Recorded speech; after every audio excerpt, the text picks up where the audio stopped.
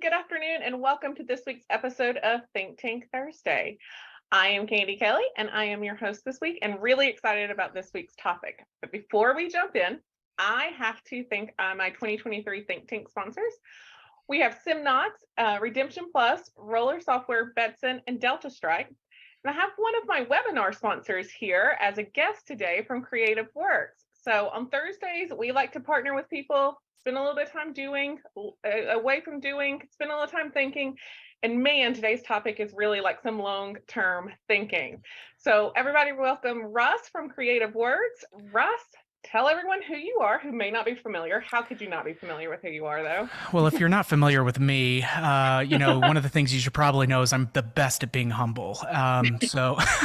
No, I'm Russ Van Natta. Thank you so much, Candy, for having me on. We have known each other for a while and have always had very kindred spirits. So, Russ Van Natta, I'm with the Vice President of Sales with Creative Works. And so if you haven't heard of us, we have way more fun than we deserve, where we get to do immersive entertainment attractions like laser tag and escape rooms and esports and virtual reality and mini golf and all of the fun things. So I typically tell folks we're like if Willy Wonka and Ferrari decided to start making family entertainment center attractions. That's where you would find us, right in Indianapolis, Indiana. So I know. I feel like you need to say that a couple of times sometimes, because I still run into people who are like, "Oh, Creative Works, they create laser tag arenas." I'm like, they do so much more than that. 25 years ago, that was the one arrow in the quiver. However, we've done some growing, and I think our biggest thing is always just driving, to create cool things. And so as we realized a while back, as we were going through some cultural redefining and just setting ourselves up for the company that we wanted to be, we realized we're a memories company and we focus on immersive attractions, and that's how it's just grown and grown to do way more fun stuff. Yep. And we're going to dive a little bit more into immersive attractions in just a second. But I thought it would be fun to ask about your background and Please. like where you started and how you ended up at Creative Works in this role. Okay, so stay with me. Back in high school, my first job was actually working at a laser tag facility that was, believe it or not, actually built by Creative Works and had Lasertron equipment. And that was where I met a couple of my cohorts here at Creative Works, both Armando, who's our owner, and Danny, who's our VP of Business Development, myself, Nick on our sales team. We had all grown up in the operations side at this facility and had forged a really great bond. We were really lucky that Mondo was the leader, that he's always been, and created that really tight-knit brotherhood that we had, growing up through college and staying in touch and coming back and always going that route. So I then ended up doing my undergrad and master's at Ball State, where I did television and radio and then information and communication sciences. Cisco, CCNA, subnetting, all that fun stuff it was riveting. And I really flourished in that, where the most extroverted people would look at, your shoes instead of their own. So but what was really great about those programs and working in the IT consulting after grad school was the business consulting and the problem solving and that exposure.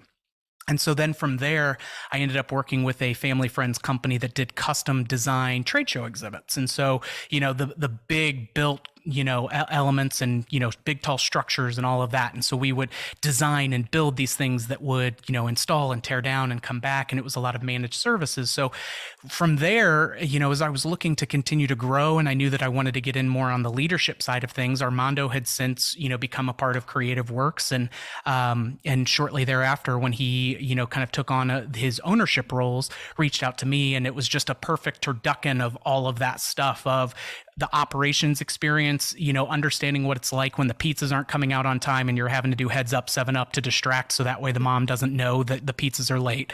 And then, doing that really root analysis and deep dive work around what problems are you actually trying to fix and all of that from the consulting side. And then learning just what goes into actually building and creating these things and how do we not violate the laws of physics and put ourselves on our back foot. So it's been awesome to merge all of that together. That's super awesome. I love to let all of you guys tell your story because of that beginning, and then you guys ventured into other things and then came back together. So yeah.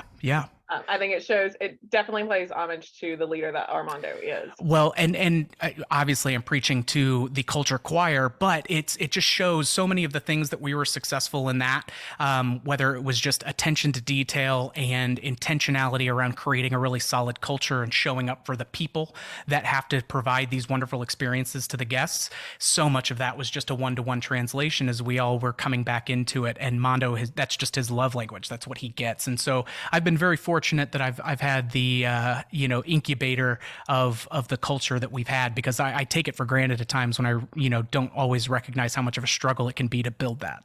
Yes. All right. I've asked you on because recently you guys sent out an email and if anyone's not getting Creative Works email, go sign up for it now. But it was talking about something called a 1-3-5 plan. Mm-hmm. And in reading it, I felt this was really can apply to anybody, regardless of the attractions you had. I would say even regardless of if you're in this industry or a different industry, restaurant, you got a boutique, like whatever, a 1-3-5 plan can work across the board. And so I want to dive into what that plan is and how did you guys think that this was like needed out there? And then let's talk about what are some of the ideas at each one of those points.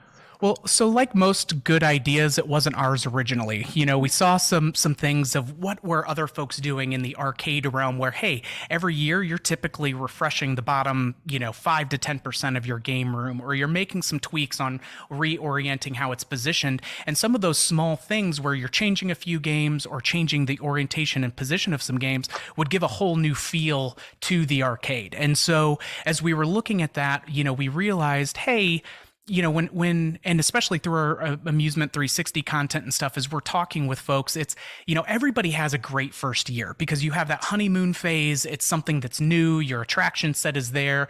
You're not discounting as much. But then what's going to continue to keep folks coming back, and what are ways that you can create and engineer some new elements to drive that return traffic more often than the average?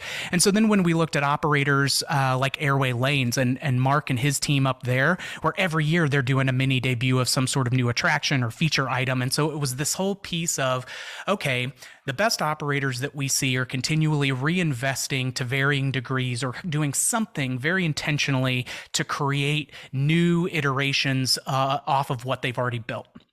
And so when we looked at this concept originally for laser tag, it was, okay, well, what's some scalable, feasible ways of, like, you've done this investment of your equipment and your theming, and let's say by all of the normal kind of industry averages, by the time you've got your GC costs and all this, you've got $300,000 that's put into this, for building the space, for theming it out, for all of the cool, bells and whistles, all that jazz.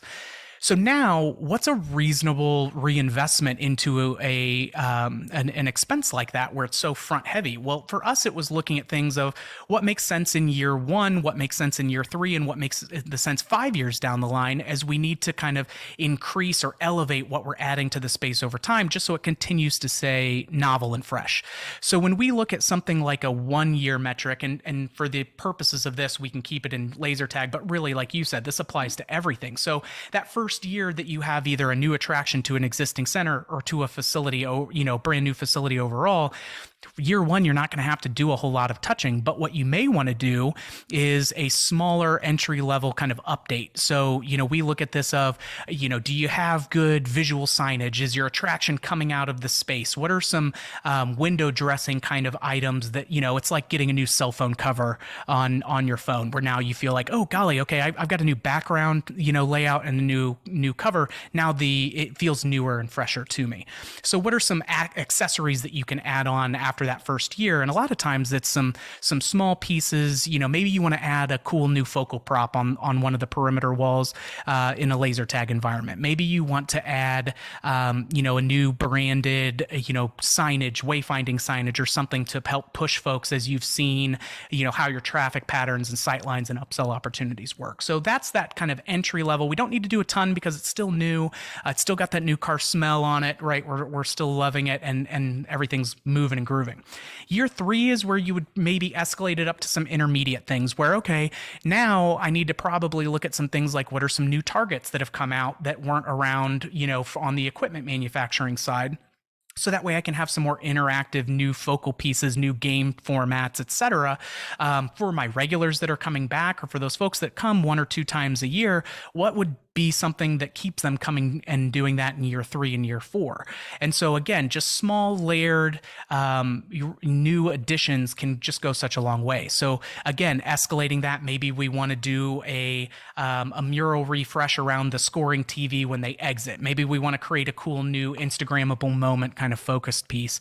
And then year 5 is, okay, do we need to, shake the Etch-a-Sketch up a little bit more? It's not a turning it up on its head or overturning the apple cart. It's just, again, okay, is our equipment still holding up? Do we want to reinvest in that equipment, as the packs and the bases and things, and not just a la carte target pieces? Do we want to swap out a center prop that's in there, or do we want to add, more dynamic elements to it? And so, it's one of those where there's no set kind of margin or, budget allocation each year that you should do.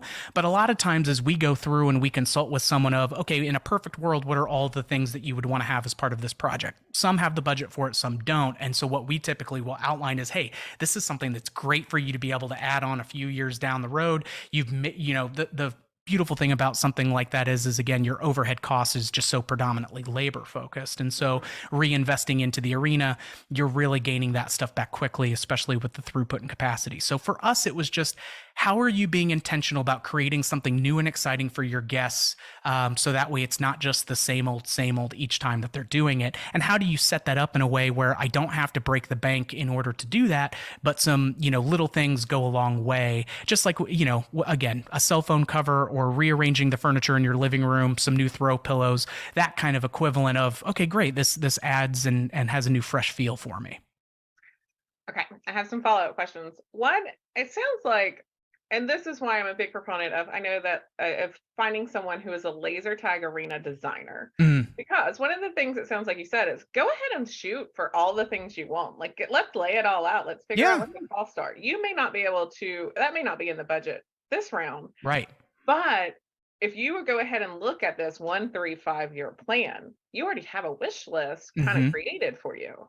And that way you can still, and some of that's value engineering. Some of that, again, is just, if everybody had unlimited time and square footage and money, it'd be, just banana lands, but we just don't live in that world. And so again, when you've got, hey, we, had a sprinkler system that needed to be replaced because, it wasn't formatted for the amount of throughput that we need. It's like, oh, great, that's starting to eat into our fund budget. And so you don't get to compromise on the sprinkler system. And so again, is there those items of, and let's say you do get everything that you want straight out of the gate, right on, but what's going to be a new style of play or something else down the line? So it may be that you've got a really cool focal prop or you've got a really cool interactive target set, but there's going to be new targets or there's going to be new games. There's going to be, new developments and advancements in the style. And sometimes it's visual, sometimes it's functional. But that's just making sure that folks are of the mindset that, hey, we're not done for 5 years on our laser tag arena. It's one of those, just like with everything, if we pour back into it consistently and we're watering it, it's going to, increase the longevity of it across the board. You gave me a great segue, because one of the questions, listening to you talk and reading the article, I thought of is, how fast do you see the attraction of laser tag evolving? And like, how quickly are new things coming out and technology has started to be melded more with it? It's really starting to escalate more, especially as you have, again, the technology is much more cost effective to do things. So you've got things where you can do projection mapping inside of an arena now to create some dynamic scenes. Typically means you're, not doing a fogging package, just because projectors and fog don't always play nicely together unless you're going to spend, crazy money on industrial, Toby Keith level, gear. And so with that, it's just, again, the technology, whether it's the style of gameplays that are there, whether it's the phasers now on the equipment side that have LCD screens, what new features are going into membership accounts, what new styles of play can I toggle through different, weapons? Can I have, increased unlocked features similar to like a Fortnite style game of play? Can I, what are some of those trends that are happening in things like Fortnite or esports or movies that are going to bring new ideas, new concepts, new fun stuff? And so whether it's, physical, environmental effects like heat and sound, sound and even smell. Those are more tactical, but the technology side as well, like I think especially with free roam VR starting to get to the throughput and capacity levels that are more sustainable. Time out. Explain what free roam VR is for people who may not know. Thank you. So free roam VR is the closest, like think laser tag where you're walking around through a space unencumbered, but you've got a virtual reality headset on. Some places like with ours, you can actually have physical obstacles and stuff like that in there. Others that don't have the ability to track you in relation to that, you're just in a big open space. So like zero latency, limitless that we do, that free roam piece where you've got a headset and a phaser, maybe a backpack, depending on the system that you're doing, and you're just moving through that space and it's kind of tracking you. Different from like Rabbids where you're on an arcade style piece with a headset, all of that good stuff. So as that VR starts to escalate, you're also now going to see VR is actually easier to do than augmented reality. So a VR, because I can control everything with the headset and everything that you're seeing is all virtually constructed, very cool.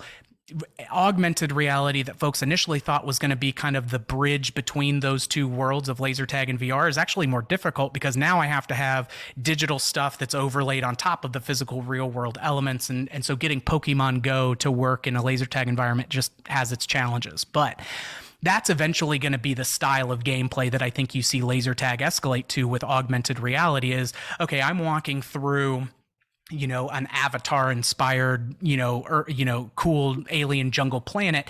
But instead of having a, pre-triggered light and sound effect that is lighting up a target that's built into my space, I maybe have a viewfinder or a digital screen when I hover that over. Whoops, I'm getting excited. When you hover that over, now you see a virtual target that's maybe flying through. So now you can track a dragon maybe that's flying over the top of your medieval style laser tag arena. It's a little bit of a ways to get there, right? Like that's not an easy bridge to cross, but I think over the next, especially with some of the kind of standalone pieces that are starting to play with some of that stuff more, we're seeing enough of the technology get to a tipping point now where over the next 5 years, I think that's going to be much more, where we are 5 years from now is much more akin to that kind of experience. Awesome. Other thing, like going back to the 1 3 5 year plan. Yeah. So that's 1 through 5. Like if you follow this and like each 5 years, like look at it again and all of that, what's the lifespan you can get out of a laser tag arena? So without doing anything, and so much of that can depend on, what's your competition like? What are the new movers and shakers, all of that jazz. But, from my friends at Stars and Strikes, Chris and Jack, who need to know a tax depreciation schedule on it, you're looking at 10 years of a tax depreciation for the person like Laser Flash, where I worked, that was one of Creative Works' first arenas. They didn't touch the thing for 20 years and still made a killing because it was a standalone laser tag facility with a large arcade in the middle of suburbia with no direct competition. So they weren't forced to make some of those reinvestments, and that was some of their choices from an operation standpoint. To no annoyance of Mondo and myself having such close ties to it, not being able to, get them to do the thing. But they're doing some fun new stuff now, which is great. But so it's really getting into those kinds of evaluations and things as we're taking a look at it. Got it. As we stand today, what do you think is the number one driver of repeatability in laser tag play? To me, I always tell folks, don't buy a Ferrari to deliver pizzas, right? And so the other piece that I say to that is don't buy a Ferrari and then have nobody who knows how to drive either. So there's two things that I think always, regardless of the attraction, regardless of what it is, your staff operations and the touch points that you have with your guests, there's no cool prop, there's no amazing mural that our team can do that makes up that ground. That is still such a crucial side, the head side of the coin. The tail side of again, being really cognizant of how do we get this repeat play.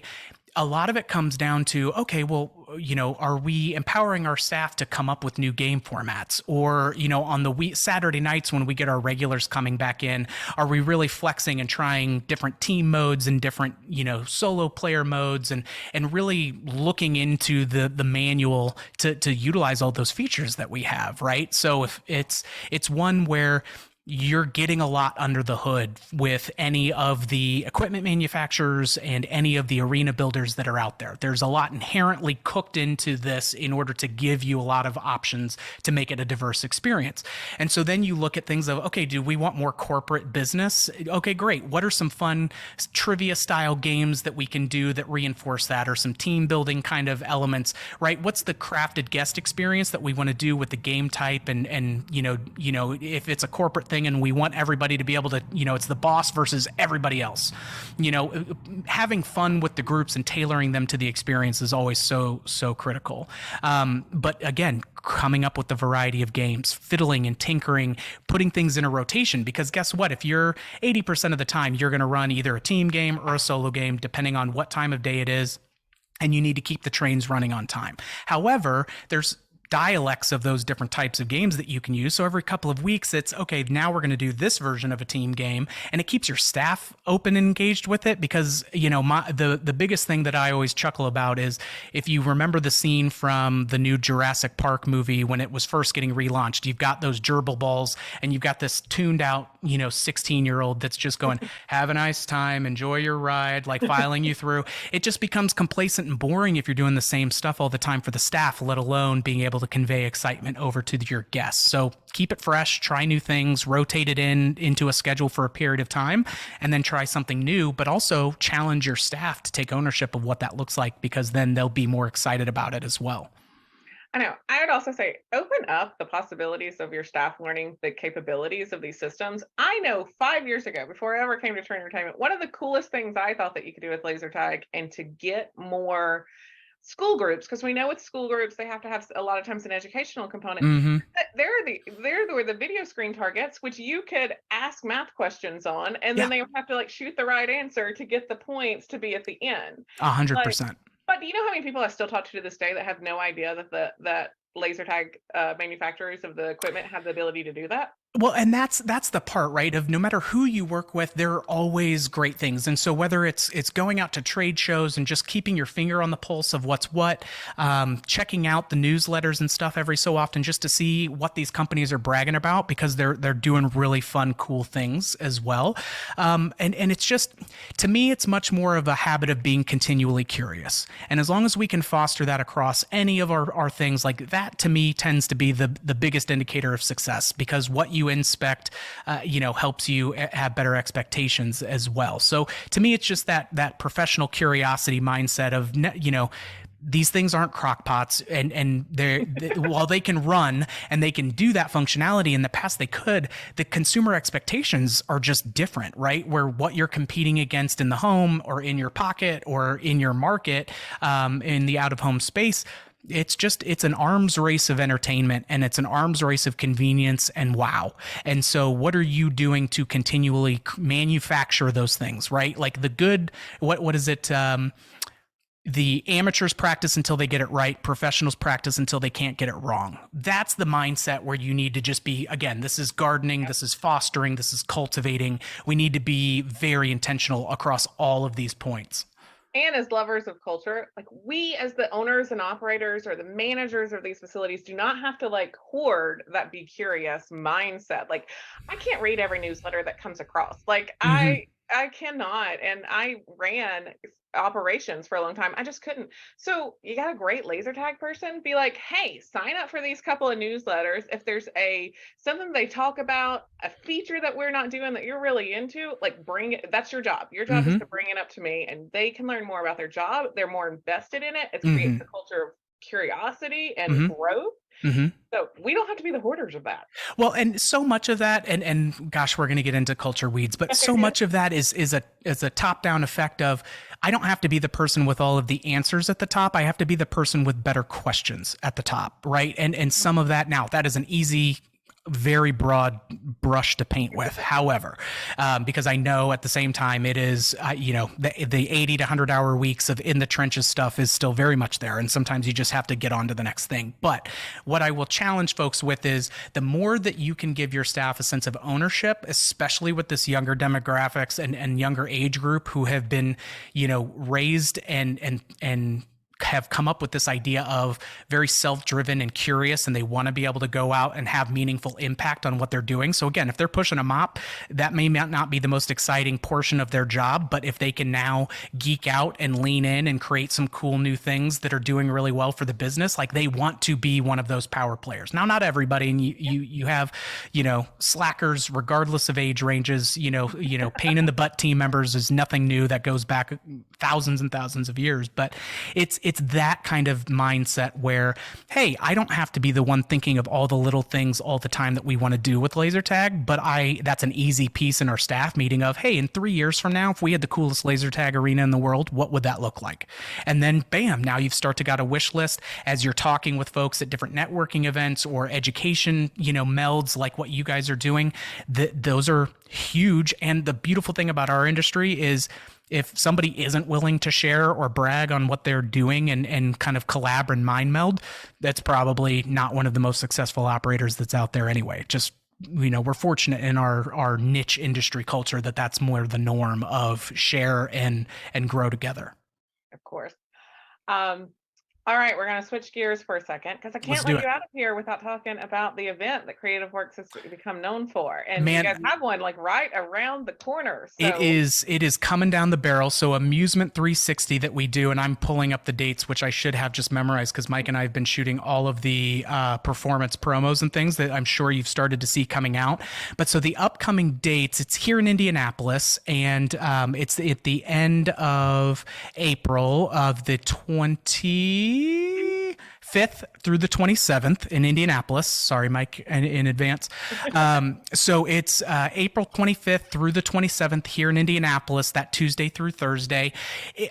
We've been doing this event now, and it's changed and evolved over time. Talk about an event that has evolved. Oh, I'll tell you, it's one where, again, it started off as Laser Tag 360, right? And then it's just as we were growing and doing new things, it was just limited mindset, right, of that. So we really wanted to open up the doors and focus so much more on multiple education tracks. So if you're a new startup and you're trying to just wrap your head around putting together a pro forma and a business plan and a consultant and just figuring out how much stuff starts to cost, or we have clients that for our existing operator tracks where they're sending their GMs and their rock stars and folks where, again, they can take this, they can learn some, great team culture, some, group sales training. They can learn how to do better hiring practices. They can learn about the pitfalls of waivers and legalese. But, it's one that there's a lot of love that goes into that event. We have amazing partners and speakers such as the Trainertainment crew to come and be a part of that event as well. So we're very blessed for it. But man,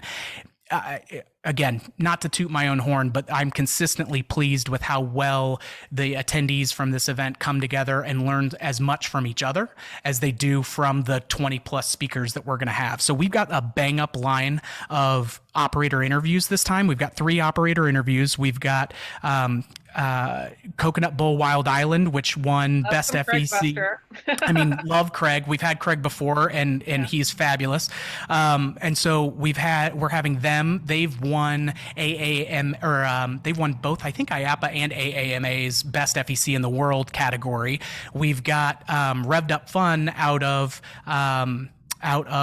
Michigan, which is a smaller operator. And so they have some very prominent, exciting news around an award that they are getting that may or may not be public yet. So I won't speak to that one in particular, but very groovy for them. And then we also have Eddie Hammond and Stan from Andretti's speaking. And so the cool thing is that you've got, hey, if you're someone that has a large standalone, facility that is looking to service, huge volumes of people, there's something in there for Craig. If you're a small, independent ragtag team of just go-getters that are looking at how to deliver a Class A experience, regardless of size, Revved Up Fun is fantastic. Or if you're looking at, hey, how do we build and duplicate and franchise and get these things out? There's so much good meat on the bone between the operator interviews alone, let alone all of the guest speakers. And it's not all just speakers and stuff. You guys have a little bit of fun in between, right? We like to have a little bit of fun, so we end up going and seeing again how to put all of those fun things into practice. And so we go and visit some local entertainment facilities. We do some great dinners. We have a good time. Do you still do your own theme factory? We do the tour of the theme factory, so you can just see again the mad scientists that have just again continually, for a person who can only do stick figures, I'm just blown away by them so much for so many reasons. But it's for us, it's so much more of an empowerment and education piece, and making sure that again the people that we're bringing to help educate, but also the operators and the attendees sharing and networking and learning from each other is just what makes it such a cool Oreo cookie. Awesome. And guys, truth speak, before I ever joined Trainertainment and was like a sponsor or any of those partnered with Creative Works, I would have told anybody in the industry that it was the event to go to. Beyond being so educational and fun, the group of people that you meet at Amusement 360 is the group of people you want to know in this industry and continue to know and continue to keep a relationship with. So if it's not been an event that has made it on your to-do list, there are 2 dates. I know April, you just said 25th or 27th. I believe your other date will be September this year. It is, yes. And so we'll open up registration and stuff for that a little bit later on in the year for those that are watching this kind of in the future, as it were. But yeah, we do a couple of them each year and really just try to roll out the red carpet, give folks an opportunity to learn some things that can really positively impact their business, no matter where on the spectrum they fall operationally or chronologically.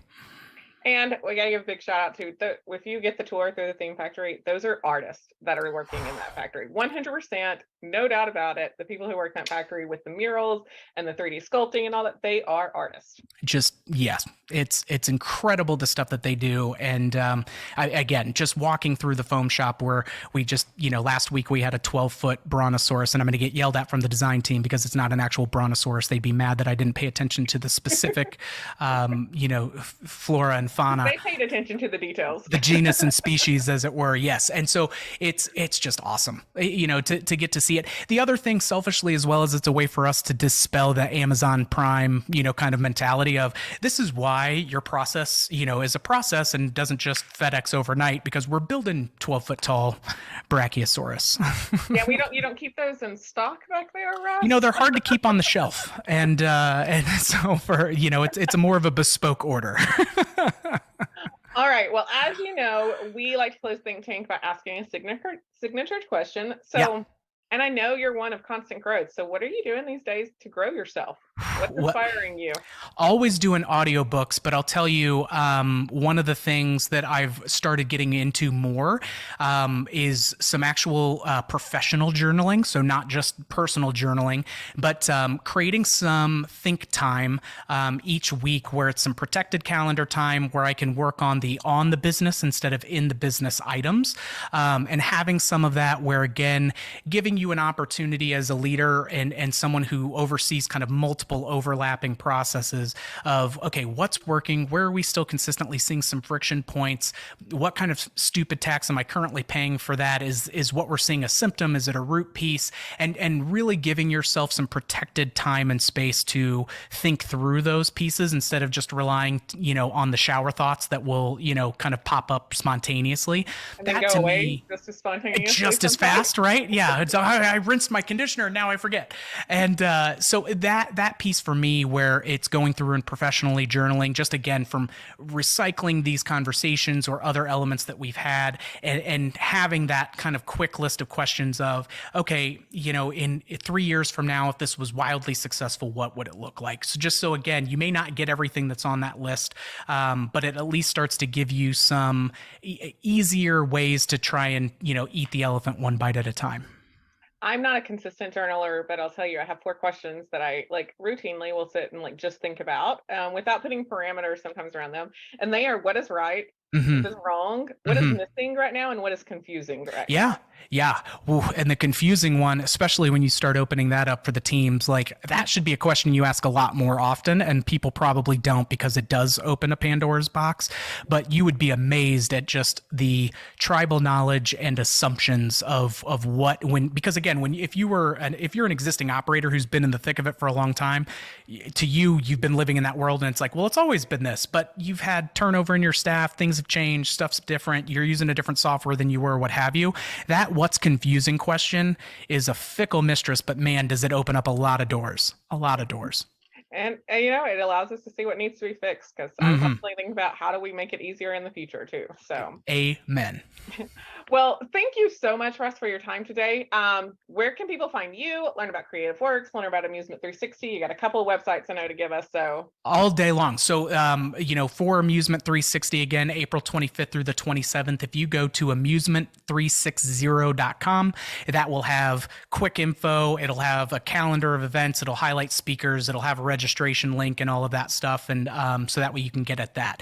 If you have questions on attractions or, again, if it's not something that we can do or help with directly, we always have a large Rolodex that we're happy to connect you with. And so if there are questions of, hey, I've got this crazy idea that we're trying to do, feel free to reach out. You can either reach out to me at russ@thewoweffect.com. And that's a great way that we'll be happy to get you pointed in the right direction. All right. Well, thank you so much. And I'm sure I'll see you soon. Always a pleasure. Thank you again to Russ for agreeing to spend time with us and sharing the brilliancy behind the plan, the 135 plan. We will provide a link to that plan so that you can get it. And also be sure to check out their event. I am serious. If you have not been to Amusement 360, you are missing out. Amusement360.com. It's April 25th through 27th. And before that, we have Amusement Expo, which happens at the end of March. Trainertainment will be there along with all of our Think Tank sponsors. Again, let me thank Simnox, Redemption Plus, Roller Software, Betson, and Delta Strike. And a special thanks to Creative Works, who's a webinar sponsor of Trainertainment this year. But we will all be at AMA. We are in booth 244, so make sure you go and see Beth and Jerome and Sonia. I have to miss it this year because I'm going to be in Washington, D.C. with my 5th grader for that special 5th grade trip that they take. But as you see, great information shared by Russ. Also this year, I am also focusing on operators and sales managers and frontline people, and I want to interview all kinds of people so that we can share the different perspectives of working in this industry. And so if you want to be a guest on Think Tank, if you have an idea for Think Tank, please email me, candy@trainertainment.net, and we will get that set up. Thank you, everyone. I hope you have a great Thursday, and I'll catch you on the next episode.